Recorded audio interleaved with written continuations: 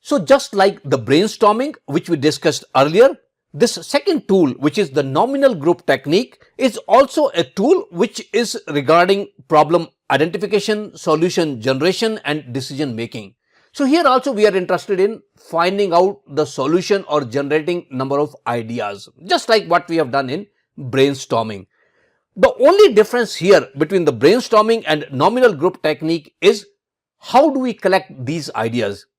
In brainstorming, you sit as a group and each person can speak about any idea.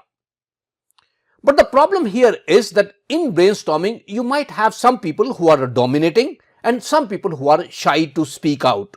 So people who are dominating will keep on pushing their ideas, but then there are people who are intelligent people who know their subject, but just because they don't have a good communication skill, they will be just sitting back holding their ideas. That's the drawback of brainstorming.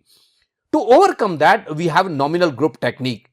Just like brainstorming, what we do here is we go through 5 steps here in nominal group technique. The first thing is you explain the problem. You just go through the problem, what we are discussing here.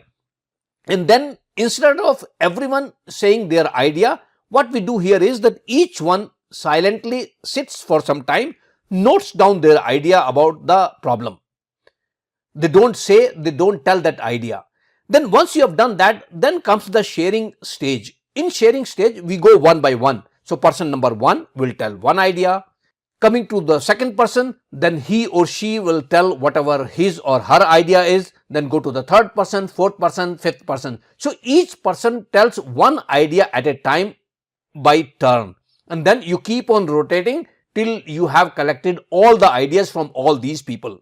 So the advantage here is that people who were shy, now they get their chance, they get their turn to speak out and tell about the idea. So that was stage number 3, which is sharing ideas, and then you have a group discussion on those ideas. Once you have collected everything, you can discuss about those, you can combine some of those ideas, you can have a little bit more ideas based on the discussion. So that's about the group discussion. And once you have done that group discussion, then you go for voting and ranking. Once you have gone through a number of these ideas, then you need to rank that. You really cannot act on all those improvement ideas. So you really need to rank them. You really need to select them. And for that, we have another tool. Let's look at that, the third tool for voting and ranking. How do we do that?